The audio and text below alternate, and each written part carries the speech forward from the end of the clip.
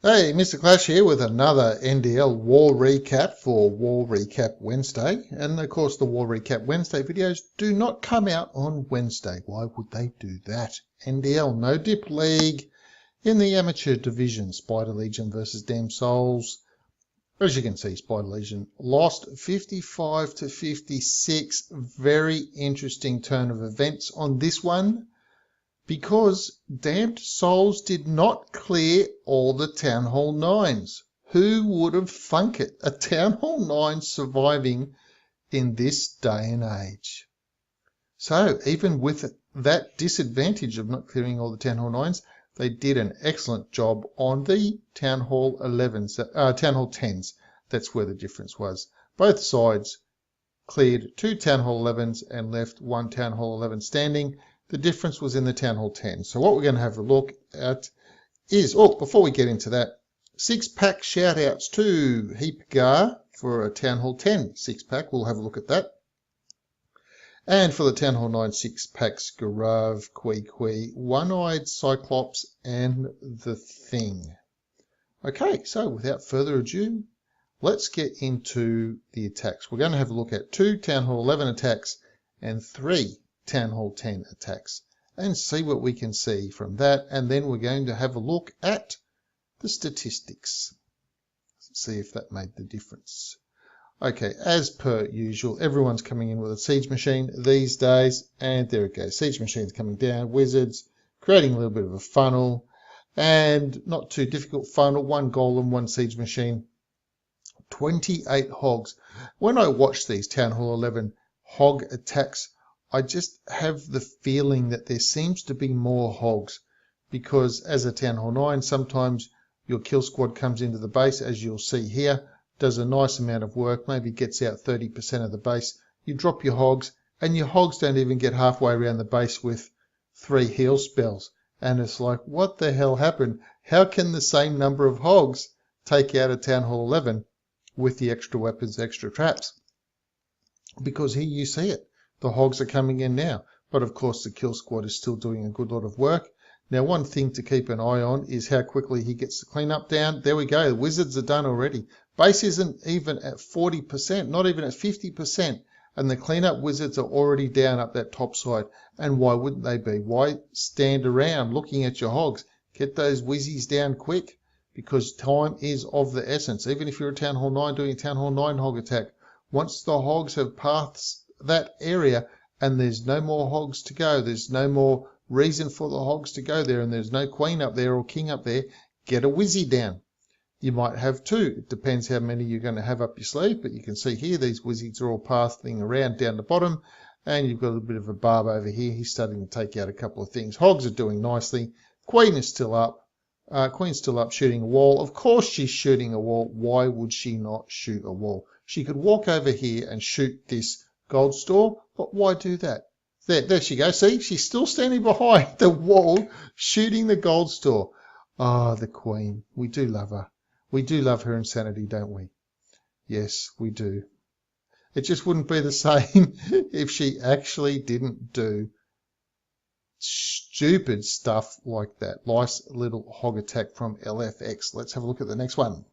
Just before we get into pressing the play button, have a look at the time. 1 minute 44 to wipe out this Town Hall 11.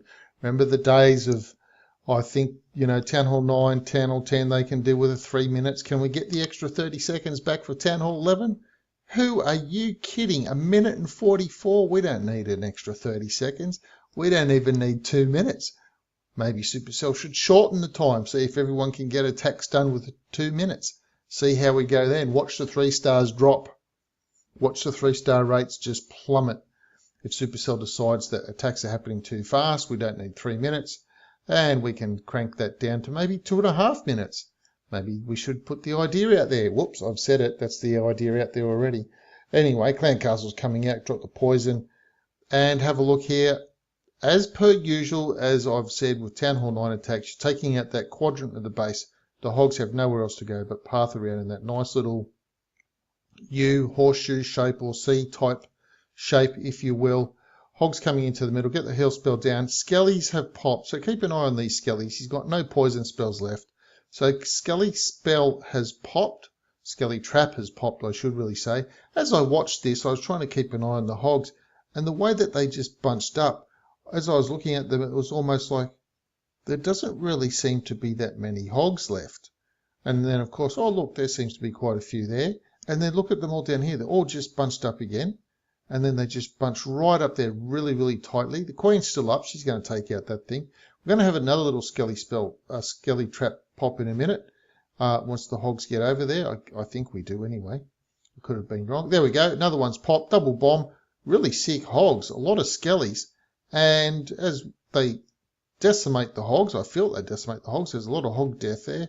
And suddenly it's like, wow, there wasn't that many hogs unless they've all bunched up again. But 1:44. Wipeout. Town Hall 11. Following the same principles you would have noticed as a Town Hall 9 hog attack. Let's go to the next one. Just before we press the play on this one, just need to just put it out there. The Town Hall 11 attack that we just saw with the hogs, that was a fresh hit. Okay, so we're looking at the bit of a bow witch coming in. Any guesses where? Okay, I'm going to guess we're coming in on this side of the base just because it's opposite the town hall. And of course, we're all using the siege machine to just crack that first layer in, or first couple of layers in, bring one jump spell. That gives us an extra heal from a standard bow witch spell combo, which was 2 jumps, 2 rage and a heal. Now we've got the extra heal. Keep an eye on how quick the heal gets placed. So you would remember at the Town Hall 11 attacks that you just saw then that the Warden's ability was not saved to somewhere ridiculous near the end. Also notice the freeze spell. So the freeze spell has kept up the siege machine just nicely. Hopefully some bowlers can come through. We've already used a heal spell. We've already used a heal spell and a rage spell, and here's another heal spell. So all of the spells are used pretty early on, and at that point the base is 50% wrecked, but there's enough skellies and whatnot that have spawned already. One more Inferno Tower there to go. That is just kind of too little, too late for the base. The base can't seem to do enough about what is happening. Too many skellies, too much health damaged by bowlers and everything, and it just becomes like a little bit of an inevitable thing at this point. You kind of think, oh, maybe you can salvage it, maybe this, maybe that. If something was different, maybe if the archer could have locked on to this archer queen, and maybe if this could have locked on, but they can't. They're just too far away. So what, of course, happens is the queen will come through. This golem will just get nuked. There you go. He's just a pile of dust now, but just too many witches and whatnot. So here we've got the queen. She's shooting a wall. It's nice of her to shoot that wall as opposed to, say, one in the corner or something like that. But just watch. The queen's ability hasn't even been used yet at this point. So you know the base is death. Even if the witches were all gone at this point, the queen's ability would just take out those last 3 weapons. There we go. Big bomb. Took out some skellies, and I may have even taken out that last witch. Okay, let's have a look at the next one. All right, notice the spell combo. We've got, again, 2 rage, 2 heal, 1 jump, and a freeze. And, of course, we can guess that drawing a line through the base, probably going to come over here somewhere with the siege machine. Let's just see how accurate that is. We've only got 2 golems, and, of course, we don't need more than 2. We only need 2. Oh, look at that. Surprised me. So that means the siege machine is going to come up from this side. And there it is. It is at that side. So coming straight across the face of the 2 infernos. Again, keep an eye on how quick the rage heal is used on the base. Massive amounts of bowlers coming in. These things on the left-hand side, that golem's just protecting the skellies, witches, and so on. This one's protecting down here with the king. Queen's going to come in the middle. Free spell used nice early on. Took out that inferno without that inferno doing too much damage. Now the inferno has locked on to the siege machine. The rage is down. We've got another heal spell left to come. Just keep an eye on where that heal spell actually gets used. So Valks and Barbs in the clan castle. Now the heal spell probably is not much use up there. Would have been better use down here somewhere. But nevertheless, it was used up there. And let's keep an eye on the queen. Now, she really needs to come and take this expo out, otherwise it's going to do a lot of damage. And there she was. Oh, my goodness. Why did she jump there and take the expo? She probably was borderline. Randomizer kicked in and said, I'm going right or her left instead of taking on the storage. But have a look at everything that's left. There's a bowler, which is up the left, which is on the bottom down here. This bowler will get out that wizard tower just all a little bit too much. Now, what's interesting is this archer tower. How we'll just zoom in on this. We know the witches are going to get locked onto the lava hound, so it's all a matter of what can take out this this archer tower. The king's not going to get through the wall, and look at that. Once the skellies got through, everyone just said, we're in over there. Barbs and skellies, they're in. Archer goes down, 3-star. Thanks for coming. Let's go to the next one. Okie dokie, lucky last.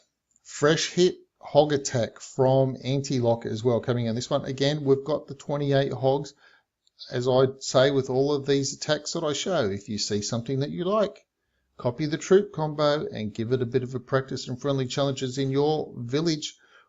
Let's see if he follows the same tactics or principles as a standard Town Hall 9 hog attack, which is we'll get in, we'll take a whole quadrant of the base out, we'll get the queen, CC, and possibly a quarter of the base.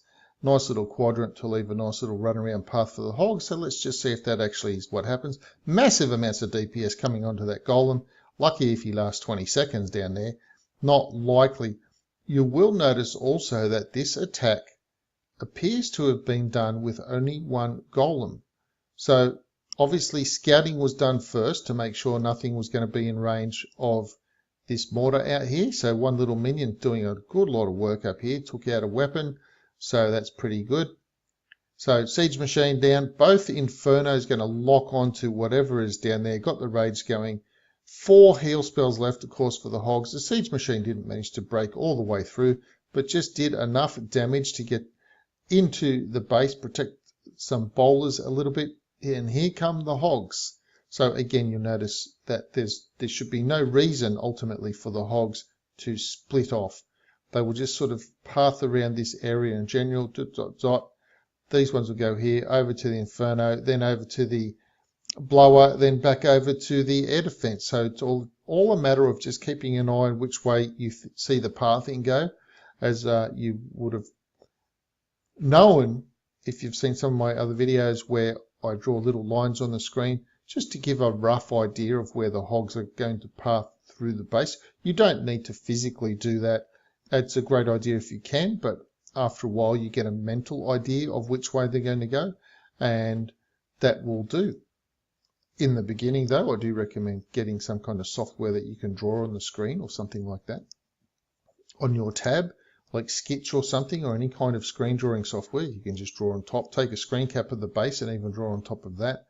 I prefer to do it on a computer, but that's just me. And you can see massive amounts of hogs left, 20 seconds left, and this base is toast. Plenty of time left on the base, plenty of hogs left on the base.